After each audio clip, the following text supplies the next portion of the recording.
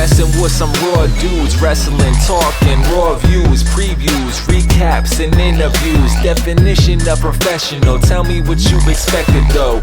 Facts are checked when information's collected, yo. We body slamming all these wrestling brands, but of course that's the case when A&T's on hand. We going head to head, this ain't a ratings war. Now's your chance to chat with Steven, what you waiting for? Welcome everyone to another episode of RawViews. My name is Steven, and today I will be having a conversation with Tom Colohue in just a few moments to discuss the Elimination Chamber from last night. Of course, I dropped a video last night right after the show to break down the storylines and exactly why. It was great. It was really great storytelling last night. I broke that down. We'll be having that discussion. I'll be having that discussion with Tom Colohue in just a few moments. Also, I dropped a blind resume side-by-side on Twitter last night. I will be revealing those and giving my thoughts on Wrestler A and Wrestler B. However, to kick off the show today, I thought it'd be fun to discuss a WWE Championship match at WrestleMania that does not include Drew McIntyre. I feel right now the main idea for most of social media wrestling fans are this is a way for WWE to crown Drew McIntyre at WrestleMania. And that's highly possible, and that is the likely and most possible scenario. However, I can provide you another scenario which I can also make sense and explain to you why Miz won the title last night.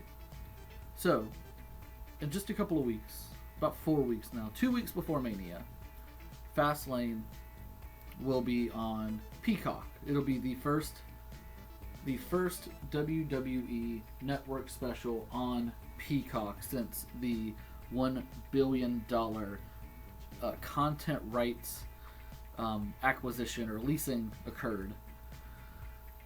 And they're going to want something major on that show, probably a title change, so you put the title on Miz, give him a month run leading up to WrestleMania, transition him then to Bad Bunny afterwards.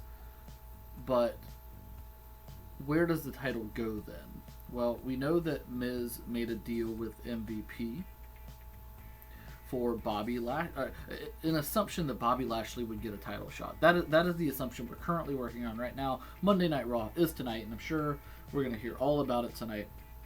But the general working consensus right now is that The Miz made a deal with MVP, and it is probably to get Bobby Lashley a WWE Championship match.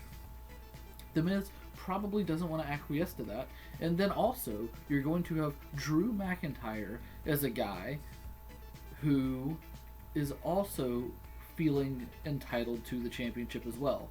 So, in this scenario, we are going with a triple threat at Fastlane. Drew McIntyre versus Bobby Lashley versus The Miz for the championship. So, where do we go from there?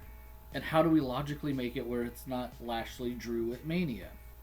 There is a very angry former best friend of Drew lurking, which we'll touch on in just a minute.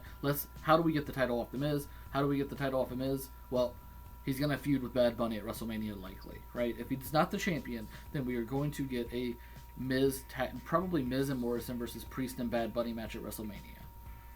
So you could then have, this whole build around Priest and Bad Bunny bashing Miz for only being able to keep his title for a month, while Bad Bunny's been able to keep the 24/7 championship for however long, however you want to run that feud. But that feud is there. That feud is ready, packaged, purposed, primed, wrapped, bowed up nicely for WrestleMania. So there you go. We've taken care of The Miz, who we know will likely be on WrestleMania. Boom, done, out of here. So now we're just left with two: Bobby Lashley, Drew McIntyre. As I mentioned before, Drew McIntyre has a former, very angry best friend. A best friend who believes he should probably be WWE champion right now. And if he is left out of that match, which in this scenario he is, it's a triple threat, he cost Drew the match. And we run back to former best friends blood feud for Drew McIntyre. This is something I wrote about. I think this was a easy way if you wanted to have something matter for Drew going into WrestleMania. this was an easy way to do that because you could have Sheamus cost Drew, and now you've taken this rivalry to a whole new level. So now you have Drew versus Sheamus without the title, blood feud, going into WrestleMania.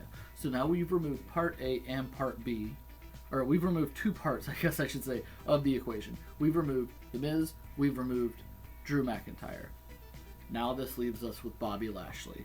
As I said, this will be the first pay-per-view on the Peacock brand. So not only will they likely want a championship, a major championship changing hands, and that thing's not coming off of Roman. I don't even think his title's coming off of him at WrestleMania. But I digress. Not only will they get the big title change at Fastlane on the Peacock brand, but they will also likely want a major return or debut on that show. It also to help build up for WrestleMania. So how do you do that? In walks the Beast, and everybody gets excited for a match we've never seen that we should see. Bobby Lashley, Brock Lesnar, WWE Championship, WrestleMania, and then the everything from there is just fascinating, right? Because you have Bobby Lashley, who's been built up as this unstoppable monster now for the better part of a year.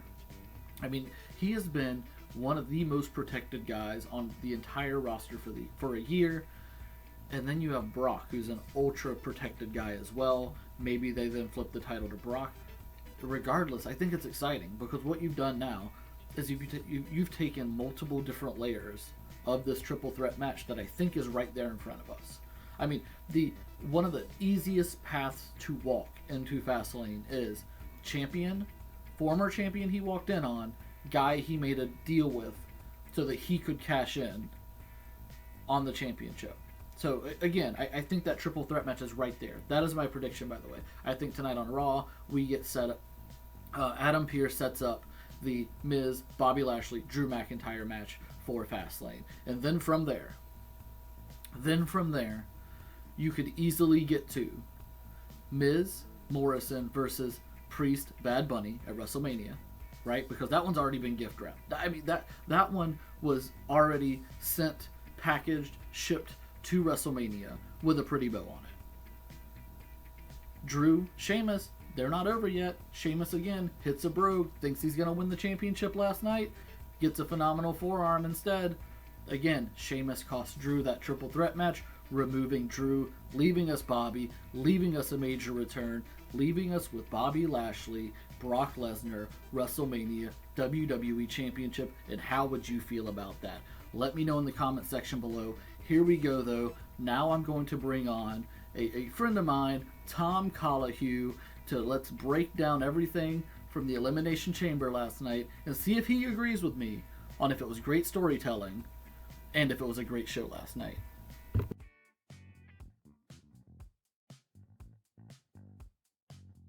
And now, to welcome my guest here today, a PW Torch contributor, Tom Colohue. Tom, how you doing today, man? Well, I've got to be honest with you. I watched Elimination Chamber all the way through, stayed up for a little bit of an after party, had a glass of whiskey, and basically have slept throughout the entire morning. So far, feeling pretty good. Oh, man, so I'm also a whiskey drinker. Before we detour too much, because everybody knows who listens, I detour a lot. What kind of whiskey do you drink? I tend to drink Jameson's, which is Irish whiskey. I also have Jim Beam, Jack Daniels. Last night it was Jack because I stock my house up with alcohol for different people. So I always have gin, I always have rum because certain friends like gin, certain friends like gin, certain friends like rum. But we're in a global lockdown. And for the last year or so, ain't nobody been coming round. So I've been slowly drinking every drink that I have. So it's been Jack Daniels as of last night during the Twitch after party that we had. I like to just raise a glass to the show and to everyone competing on it and everyone in the chat. And whiskey was definitely the drink of choice there. I love it. So I'm a Jack Daniels guy myself. I don't really like Jameson. I've drank it before. Jim Beam is a good go-to because here in the States, it's actually considerably less expensive than Jack, and you get a much larger bottle. So I've been known to drink my fair share of Jim. But let's go ahead. Elimination Chamber last night. Overview thoughts. I thought it was a really, really great show from a storytelling aspect. Good in-ring stuff as well. not great. How about you? What did you think? Just a brief overview of your thoughts on it. If I was going to give it a rating, I'd give it a B. I think the quality of wrestling, particularly in the chambers, was good, if not exemplary. I think the women's tag match could have done with a bit longer. I'm a little bit disappointed that they put Daniel Bryan in a position whereby he'd be an afterthought going forwards, because at least with a beating like he took, maybe they'd be building towards a Fastlane match, but now Edge has appeared. So Daniel Bryan is just business as usual, pushed to the background, it seems to me. So overall, I'd give it a B. There were some very pleasant surprises by the finish, not just the big surprise at the end, but also the elimination of Randy Orton in the way that it was. So I think they did very well putting the card together. Yeah, absolutely. And we'll start with that match. We'll jump to that SmackDown match because I think you and I might disagree there. I loved what they did with Daniel Bryan from a storytelling perspective. But let's start the Raw Chamber, because ultimately that is what everybody's talking about this morning.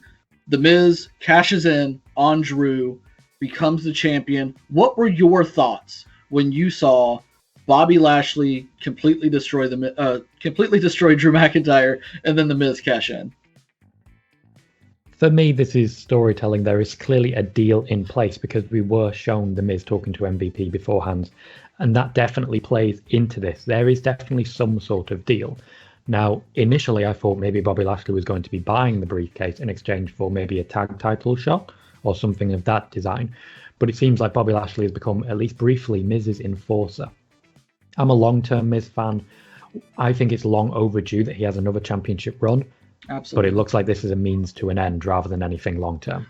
Yeah, actually last night on my show, I didn't even expect to do a show last night right after the show, but the storytelling from the Miz cash-in last night was just grabbed me.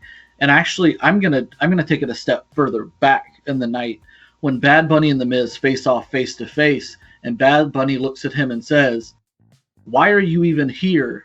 Are you even a champion? You're not even on the card." And now playing the results, you can see in a book that would be called foreshadowing. We foreshadowed, you're not even a champion, you're not even on the card. Why are you even here? What do you think about that as a backdrop to all of this forward? To your point, he has this conversation with MVP, and he is now indebted to MVP in the Hurt Business. And if I'm the Miz, that's probably outside of Roman Reigns, the last group I want to be indebted to. I think it's good foreshadowing. We always forget when we're doing predictions that the WWE already know the finish, so they can hint at it and not really worry about it. So they're able to give us whatever they want to give us, and we don't always immediately pick up on it. That was a good bit of foreshadowing. I do think we're still going to see Miz and Bad Bunny tangle at WrestleMania rather than any sort of WWE championship, but literally the Miz has heard that. He's had a conversation with MVP, and by the end of the night, he is the champion. He's not a champion, he is the champion. So he's really rubbing that in when it comes to Bad Bunny. I think they've been very, very clever in the way that they've used it. But to be in the debt of the Hurt Business, that is a very dangerous place to be. The Hurt Business have that old APA feel about them. Right. You just don't want to mess with them. And whatever happens next, the debt's going to be repaid, whether Miz likes it or not. I completely agree. Just before I brought you on, I actually opened the show with a scenario because I believe all of us think we are headed to Drew winning the title back at WrestleMania in front of fans. And while I think that is a high possibility outcome, I think there's another logical scenario here. I want to see if you agree with me, and then we're going to jump right back into the chamber. I think there is a logical path that you can take where you end up with a triple threat at Fastlane between The Miz, Bobby Lashley, Drew McIntyre. Miz is in debt to Lashley. Drew is the former champion who feels he's been cheated. Adam Pearce makes that match triple threat. Then you have The Miz, who we already have a packaged WrestleMania match for him. Him and Morrison versus Bad Bunny and Priest. I think that has already been packaged and shipped to Tampa for WrestleMania.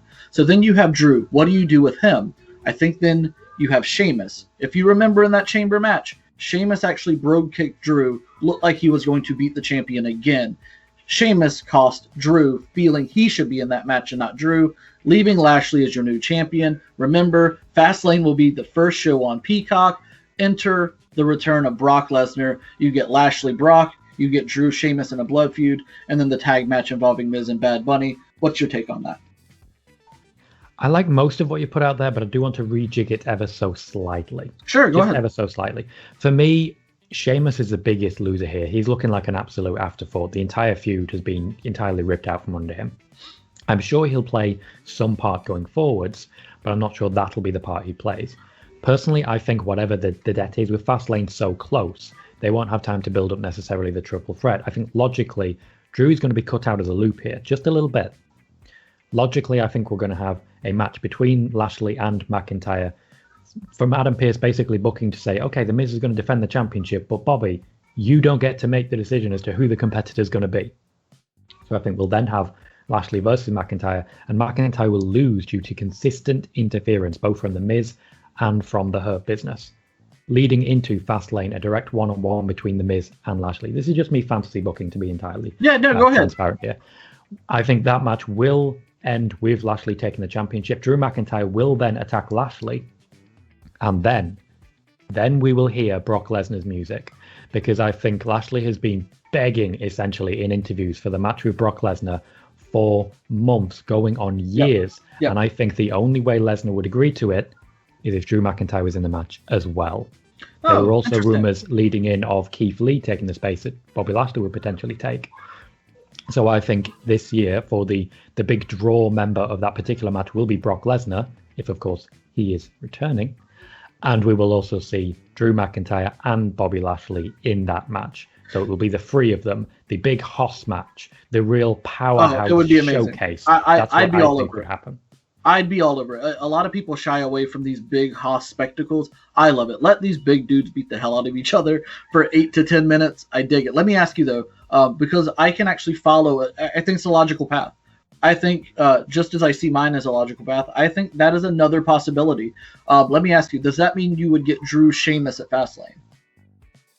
That is indeed part of that particular plan. Okay, I literally forgot to mention it, but yeah, Drew and Sheamus would have to essentially finish their beef, squash it, and work things out between them. That only happens to Drew McIntyre beating Sheamus, and I think Fastlane is a logical time to do that. Sheamus also, to be fair, could be one of the reasons that Drew McIntyre would lose to Bobby Lashley in the build-up to Fastlane.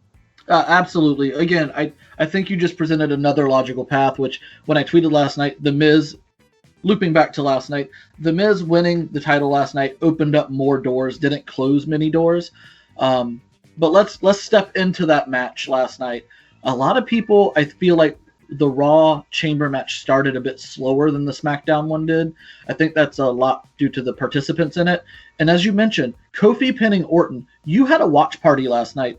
What was the reaction? Because I freaked out on Twitter. What was the reaction when Kofi pins Orton like that and we get no Alexa, no Fiend? Because I was sure one or both of those guys, Kofi and Orton, would both have storylines branching out from this match with Retribution and the Fiend and Alexa.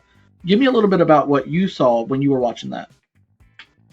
When it comes to the watch party, I've been doing watch parties for about a week. I've only been on Twitch for about a month. It's going really well so far. So I had maybe 20, 25 people in the room at the time, and almost all of them were stunned to see what happened with Randy Orton being eliminated, one, the way he was, and two, just out of nowhere, first, and with nothing happening with Alexa Bliss and The Fiend. Everyone expected to see The Fiend. I still expect we're going to see The Fiend sooner rather than later.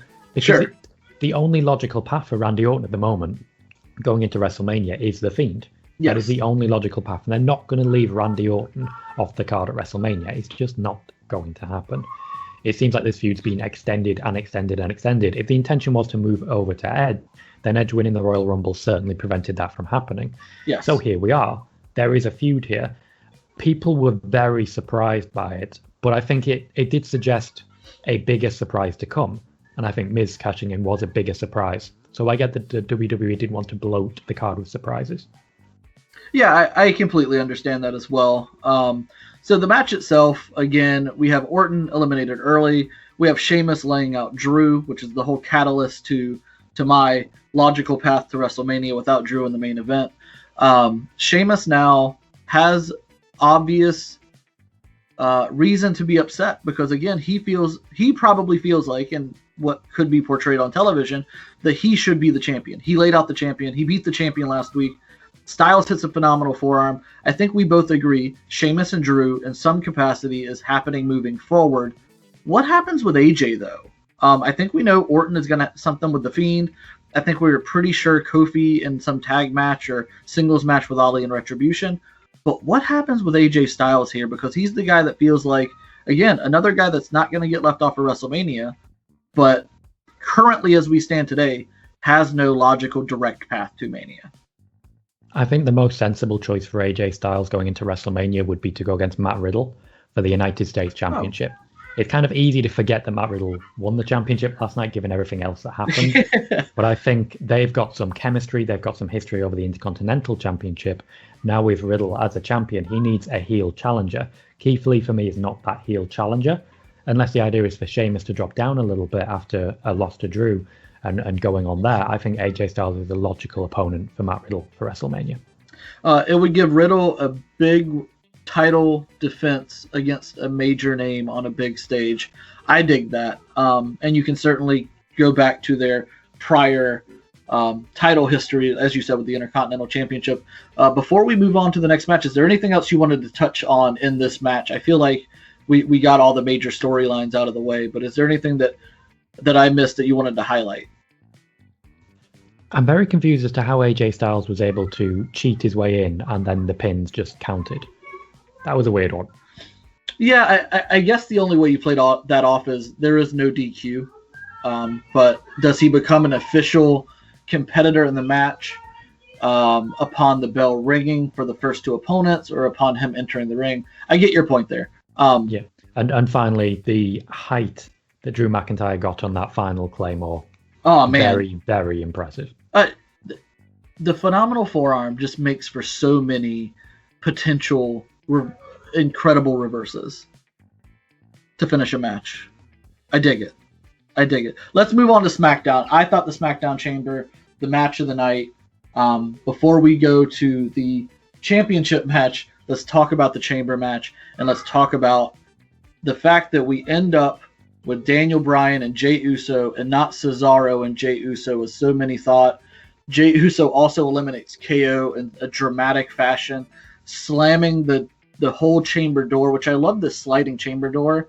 I don't know if that's new this year or if they've had that for a while and I just missed it. He slams it into him and just starts super kicking him in the head like he's at a Young Bucks super kick party.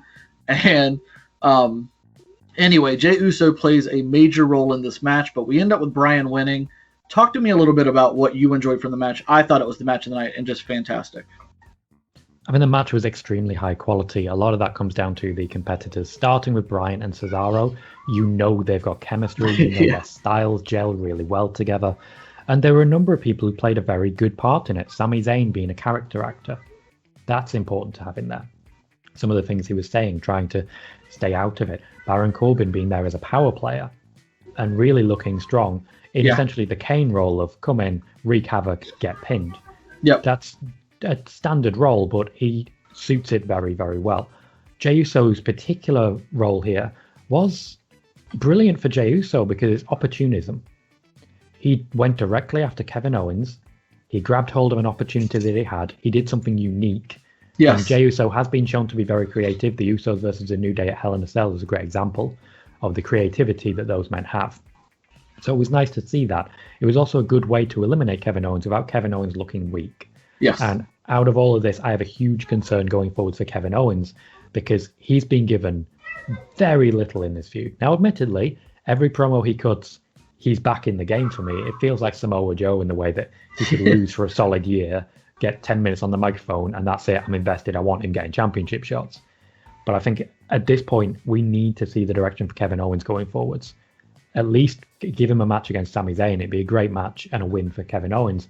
Or maybe give him an Intercontinental title shot. Give him something. I think if you asked me, and as I said last night on my show, I think we're still heading to that path because KO hasn't been able to get to the betterment of anybody in Roman Reigns' group so far. I could see Jimmy Uso returning and KO having to find a partner and getting a big tag match.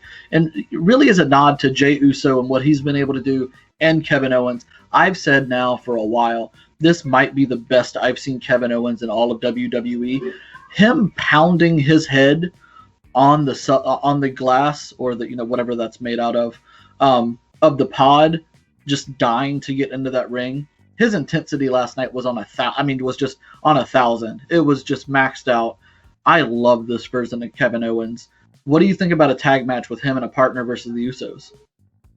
I think that would make sense, and a lot of this plays into my next part on this, because Kevin Owens has shown a connection to Daniel Bryan recently. Yes. Daniel Bryan also has shown a little bit more heel sensibilities, going back to his old persona as a Planet Champion, when you see him stomping on Cesaro's head, and the frustration that he felt when he couldn't beat Cesaro.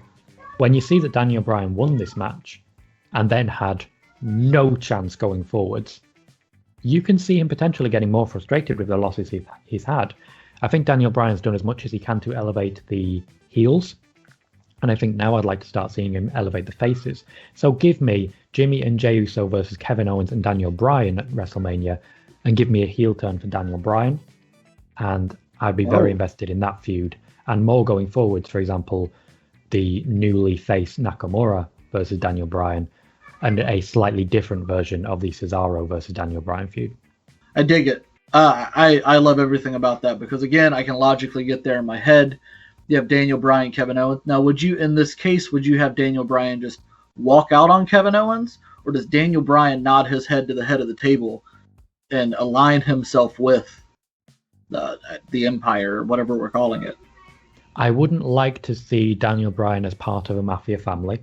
It's a mafia family. I think that makes... Oh yeah. I've been calling it that for a while. Roman Reigns is a full-on mafia don right now. 1,000. I've called him Tony Soprano now for 2 months.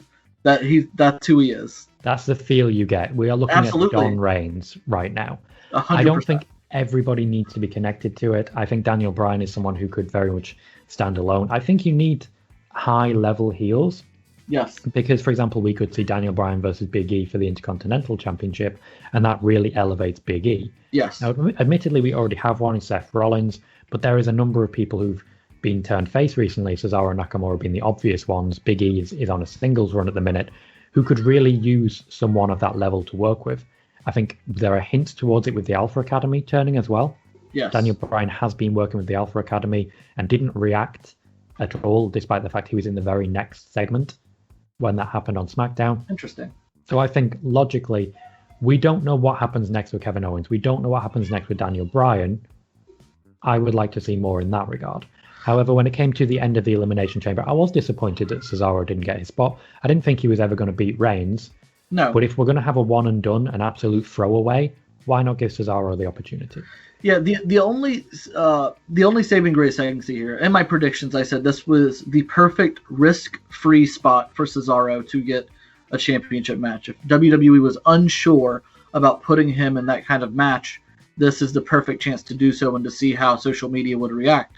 On the other hand, I don't know if you noticed last night, Cesaro was trending well after the match ended, and he didn't have to take a loss to Roman Reigns, so maybe his stock still went up in WWE's officials' minds. Let's go ahead. Let's transition to that Universal Championship match. Reigns choking out Daniel Bryan.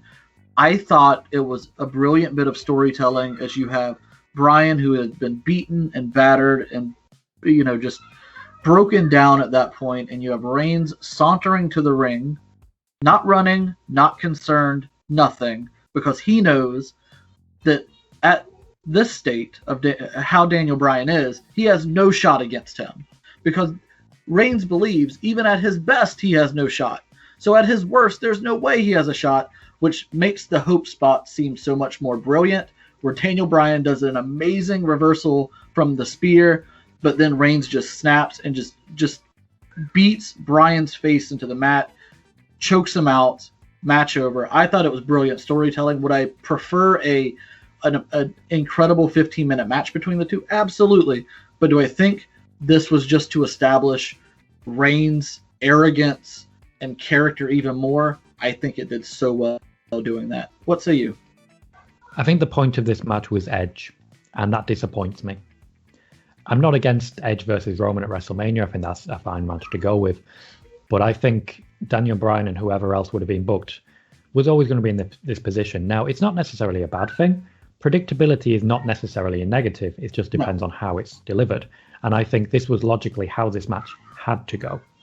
Regardless of who won, this is how it had to be. A lot of people were behind Jey Uso to take the spot, but I think it's too early to break the family up. Yes. I'd like to see Jimmy added to the family. I'd like to see Naomi added to the family, and potentially more people. I like the extension of, for example, Apollo Crews, who's not with the family, but he's kind of with the family. Yes. I'm sure you get what I'm saying.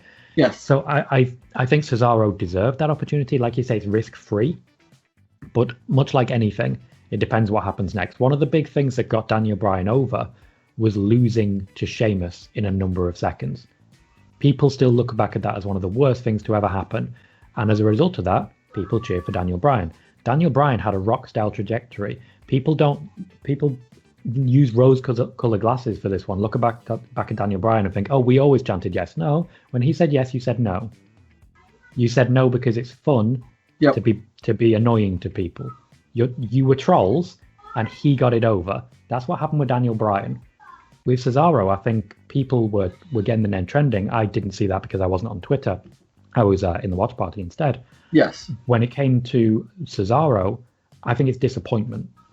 That is what kept him trending. And that disappointment ultimately will turn into fans. Think back to Finn Balor. Finn Balor, a large part of him getting over was Vince McMahon saying, I don't think he's over. Yep. And there's no actual evidence that Vince McMahon even said that. It was a report. So it's funny how that works. It's funny how that works. You see it a lot. You see a lot of just before Zelina Vega was fired from the company, I believe there were reports saying, oh, Vince McMahon loves Zelina Vega. Yes, exactly. Clearly wasn't true, but certainly it looks like a bit of a bargaining tool. It's an interesting thing. And I think with Daniel Bryan, my worry here is about the follow-up. Sure. If he is in fact going to be turning heel, if he's going to be teaming with Kevin Owens, if we're going to see something like that, then I'm very happy.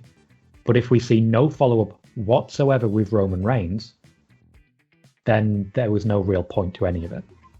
Sure, and to your point, this was all for Edge. This was all to set up. This was to make Reigns even more bad guy. We hate you, bad guy, mob boss. And this was so that when you see Edge, oh, I pop. I don't like that bad guy that just did Daniel Bryan that way. Edge spears bad guy. I love Edge, right? It's Wrestling 101. I was actually on the fence of Edge Roman because I thought Edge Drew or Edge Balor even could have been a much more entertaining match because of those names you listed on SmackDown, right? You have Seth Rollins is there. You could instant stir mix pot storyline. Daniel Bryan, easy storyline, big match for Mania. But then I saw Edge and Roman on SmackDown. And I saw Edge and Roman last night, and I said to myself, I was wrong. That is the WrestleMania main event. Do you feel that this match is everything that they want it to be? I don't think it's everything. On SmackDown, it seemed obvious that this was going to happen. Now, admittedly, in the build-up, it seemed pretty certain, but when it came to SmackDown, it seemed extremely obvious, to the point my YouTube review was just titled Roman Reigns and Edge Begin Their WrestleMania Program, because that's what it was. Yes, it was. That's the only reason Edge was there. Now, I don't think there's anything wrong with a match. I think there are certainly other people who could have been involved, and I think this is one of the great things that SmackDown has been able to achieve recently. I can think of 5, maybe 6 people that Roman Reigns could have great matches with at WrestleMania that he already has a storyline built into. It's already there. Even, we can go further. We could say Big E, we could say Apollo Crews, people who would logistically have no chance of being in that position, but they have the storyline. It's in place. You could make something out of that. This includes Adam Pearce. This includes Shinsuke Nakamura, Cesaro, Daniel Bryan, Kevin Owens. So many people. Whereas on Raw, we were struggling to see who McIntyre could logistically face at any point. That is where I feel that maybe where the question marks came in about Edge versus Roman, because I think there's so many people on the cusp of the top on SmackDown. That's a testament to the writing and the hard work they're doing. But at the same time, I think if you want the big draw match, Edge was always going to have to challenge Roman, because challenging anyone else with Roman Reigns as he is right now makes Edge look like a coward. I completely agree. And I think the match is going to be great, but man, so many names. I'm there. I think SmackDown right now might be the best booked show in all of wrestling. that you have the centerpiece in Roman Reigns, and you have everybody just orbiting around him. And everybody is just pulling closer to that star power of Roman Reigns, and it's elevating everybody. It's amazing when you have a true main event star on your show. And this is no dig at any other champion out there. So people listening that's immediately going to drop down there and say, but Kenny Omega, or but Drew McIntyre, or but whatever. Roman Reigns is operating on a whole different level. And when you operate higher than everybody else, you force everybody else to come up to you. And that's what's happening on SmackDown right now. But let's go ahead. Let's move on. We had Matt Riddle, or now just Riddle, as you said, almost in a forgotten state, winning the U.S. Championship. I thought that final moment, him standing behind Lashley with that crutch, you could just see the months of build behind this story, the months of Lashley leaving him laying, or the Hurt Business cheating him, or coming up short time after time after time after time after again. You finally get this moment with him holding that crutch, and you're like, this is it. And he just smashes Lashley with that crutch. He gets the win. He becomes champion. I thought the match was really good, and it was only like 8 minutes long. What about you? I'm glad they went with John Morrison. I'd have liked to see Ricochet and Ali get the opportunity, but given that they were going to have to take the pin, I think it made more sense to have John Morrison in there. Yep. Also, there was questions of chemistry. Morrison and Lashley have wrestled before, and I think physically, stylistically, Riddle and Morrison gel really well together. Plus, they needed another heel. That in that particular environment, if Riddle was winning, another heel is the right way to go.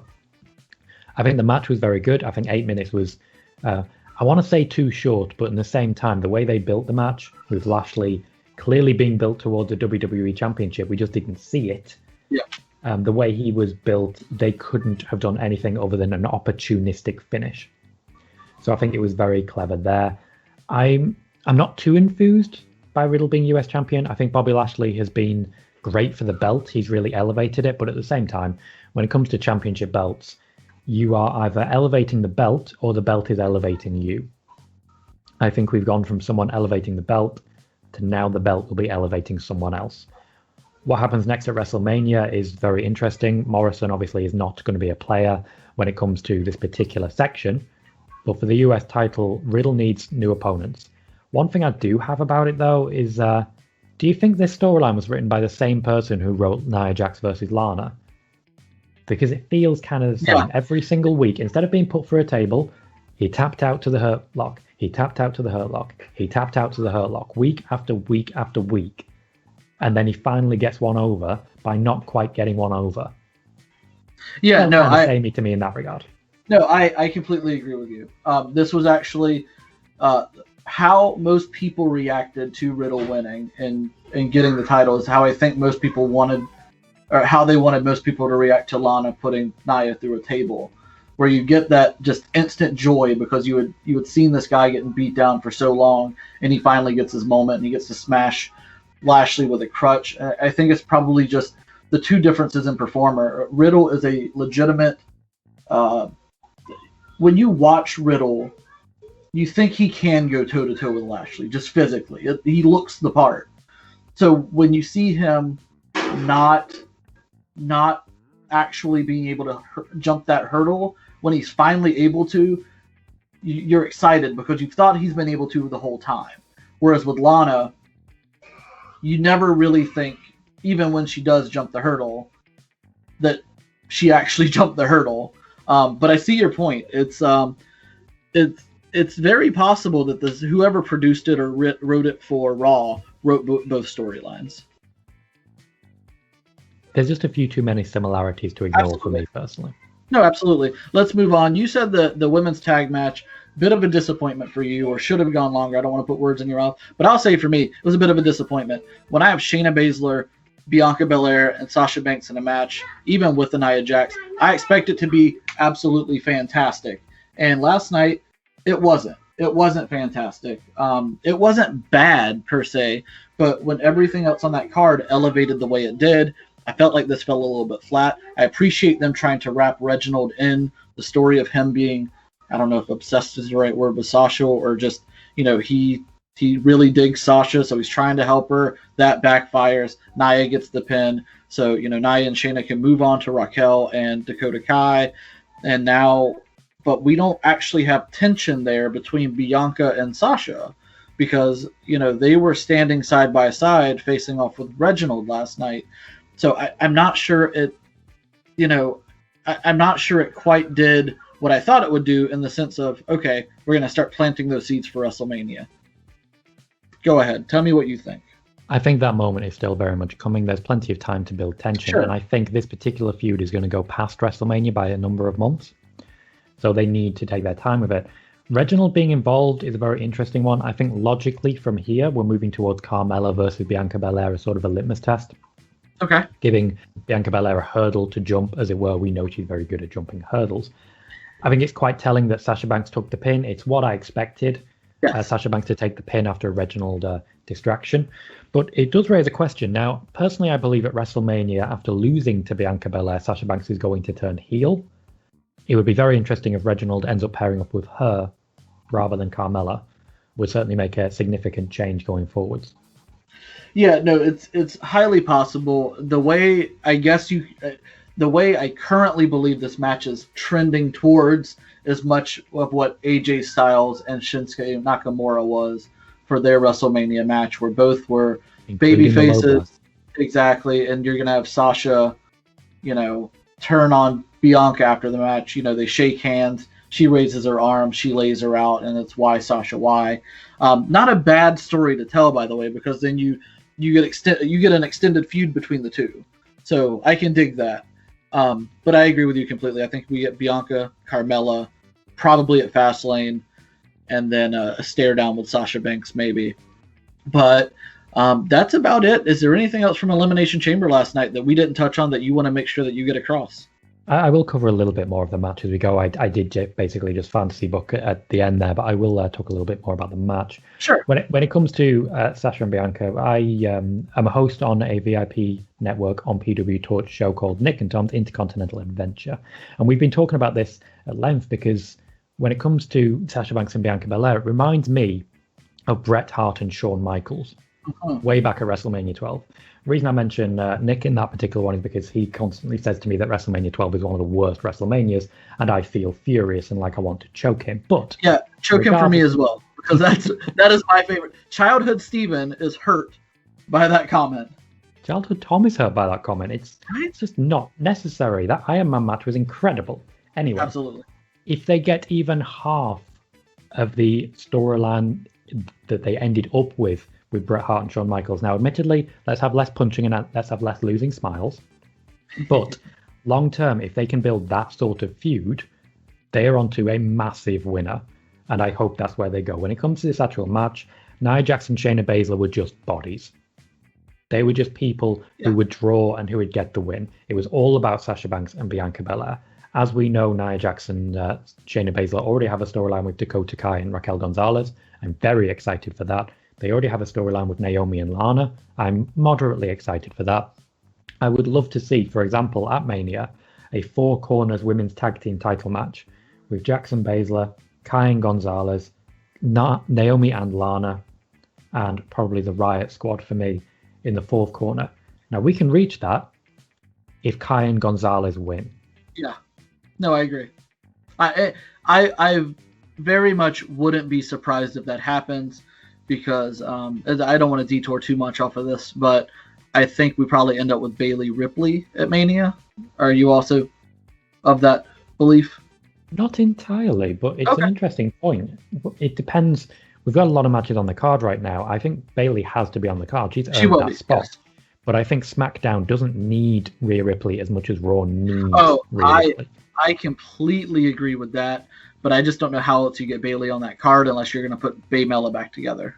True. And there is a lot of possibilities. For example, the Raw women's division doesn't look as thin, as it were, at the top if Shayna Baszler and Nia Jax weren't currently tag team champions. Oh, for sure. If we were looking at, for example, Asuka versus Baszler for WrestleMania, I would love that. I think that match one-on-one at the greatest stage is overdue. I think we all know where we're actually getting. There is a single line that could easily be drawn for WrestleMania. Very easily, yeah. It's Charlotte and it's Asuka for the championship with Asuka. I would not mind that if Asuka gets her win back. Yeah, I think that's the story, right? Asuka needs to exercise her Charlotte demon and Charlotte telling her all along, look, I'm going to take the championship just like I've done it multiple times before from you. I think that's logical, but Rhea Ripley seems to be in a bit of a creative hiatus at the moment, because there were reports of her being called up well before the Royal Rumble. She had a great showing at the Rumble and was the runner-up. So where the hell is she? If the idea is that we're going to see Ripley versus Alexa Bliss, let's do it. Let's get on to that. We need to get Alexa Bliss on that Mania card. Yeah, man, I don't know. Because I think Alexa's just going to be tied up with The Fiend and Orton. I don't know if we see Alexa wrestle. I don't know if she... I'm not going to say she doesn't want to wrestle, but with all of her injuries, that she's had throughout her career, I think the opportunity right now for her to just be a character on screen, and a very good one at that, she should probably just take advantage of that and wrestle as limited as she can. She has been told, I think it was 2.5 years ago, after she lost the championship to Ronda Rousey, that she wouldn't be in the championship scene for either a while or just ever again. She's been open about that. And I think that's an interesting thing, because you do have people in that position. Bayley, for example, is a perfect person in that position right now. She's putting people over because she was put over for a long time. Like I say, the championship helped to elevate her, and eventually she started elevating it. And now we're in a position where she gets to give that back. Alexa Bliss is much the same. But the question mark I have in that is because she beat Asuka. She beat Asuka clean as you like. And then the next week she was about to beat her for the championship, if not for Randy Orton. There is clearly something that they are keeping her strong for, instead of just being a character. Now, that could have been just to get Asuka on TV, but it didn't make Asuka look great. For me, you look at the dark side of Alexa Bliss, and then you look at Rhea Ripley. I want to say it's like looking in a mirror, but if you're holding the mirror like 4 feet lower than you. I can't think of a better way than to end this today than having to hold a mirror 4 feet lower than you, because there's so much goodness comes from that. I would dig Rhea Ripley and Alexa Bliss, but I don't know. I just don't know. Tom, I've appreciated having you on today. Go ahead, tell everybody where they can find your writing, where they can find your Twitch. You're a fantastic writer, by the way. You and I have been talking back and forth for about a year now. Your Twitch watch parties, I would actually love to be involved in one of those in the future. But go ahead, tell everybody where they can find you. You can find me on Twitter at Colohue, that is Colohue, nice and concise, very easy to find. You can find my review work on YouTube, that is Tom Colohue, and you can find me on Twitch at twitch.tv/Tom Colohue. I do watch parties for Raw, SmackDown, and pay-per-views. I also do preview shows and gaming content if you're interested in that, which at the moment is Football Manager and Bloodborne, which is a gothic horror RPG. In future will be the Final Fantasy VII Remake and The Last of Us, and maybe some side gaming as well. There is a pro wrestling simulator being created. I don't know if you follow that account, Stephen, on Twitch. Yeah, I do. I'm really excited to see what they can create, and maybe I'll be able to stream that on Twitch.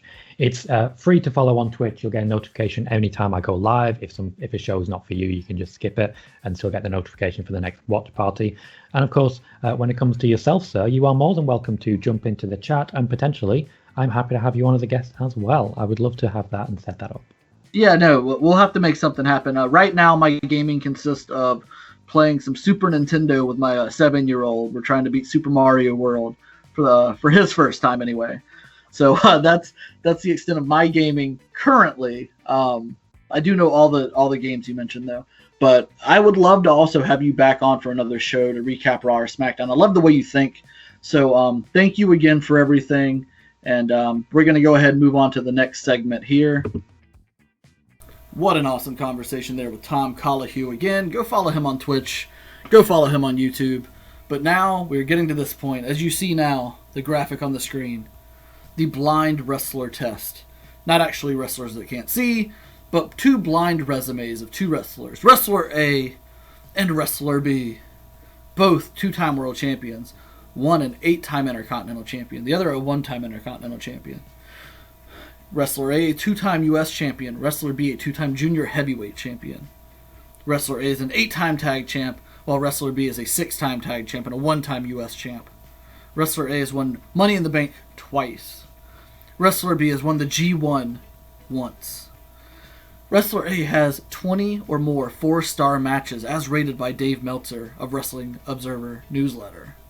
while Wrestler B has 17 5-star or better matches. Wrestler A has main evented and won WrestleMania, while Wrestler B has main evented Wrestle Kingdom but lost twice. Wrestler A is considered one of the best promos of a generation, while Wrestler B is considered one of the best in-ring wrestlers of their generation. So before I get into who they are, as some of you have already guessed, I'm going to just take a look at these accolades here, because when I look at these two resumes side by side, even with the subjective criteria at the bottom, which I added, I don't typically add subjective criteria, but I believe all of us would consider Wrestler A one of the best promos and Wrestler B to be one of the best in-ring talents. I think that is widely, I think that's something we all agree on. The majority agree on, not all, but the majority of us agree on. So now, when I look at these two resumes and I think to myself, they're not much different. They're really not. The company, the major companies have seen them as the top guy twice, right? They've been in the main event of the biggest shows. They have won special events to give them title matches. They've been given the tag titles numerous times to carry the tag division, and they've been given numerous mid-card titles. Now, Wrestler A has twice as many mid-card titles as Wrestler B does. But Wrestler B does have significantly more high-quality matches than Wrestler A does. So again, I believe they're quite similar. They run two parallel paths in wrestling history. Now, Wrestler A is the current WWE champion, The Miz, while Wrestler B is current AEW champion, Kenny Omega. That's right, I'm comparing The Miz with Kenny Omega and simply telling you that I don't believe they're that much different resume-wise. I don't believe that when we look back they're that much different. Now, if I had to choose one, if you said, Steven, you have to choose one of these two careers, these are the only two careers that you can choose to have. Would you rather have The Miz's career or Wrestler A, Kenny Omega's career or Wrestler B? Which one would you choose? I'd choose Wrestler A. Why would I choose Wrestler A? Simply because I was on the biggest stage of all of wrestling with WrestleMania, and I won, and I retained the biggest championship in all of wrestling. Now, had he lost WrestleMania and Kenny Omega had won Wrestle Kingdom with the title, or defended the title, or won the title, however that worked out, I would probably choose Kenny Omega's career. But I would be interested to know, which career would you choose? If you got to choose one of these two careers based on these accomplishments, which career would you choose? Again, I would choose The Miz. I'd choose Wrestler A simply because I get that main event WrestleMania winning moment over one of the biggest wrestlers in the history of the business in John Cena. But that's my opinion, and that's all I have for today. Come back tomorrow where I will be recapping Raw, hopefully with Thomas Fenton of Wrestling News World. And until then, be awesome.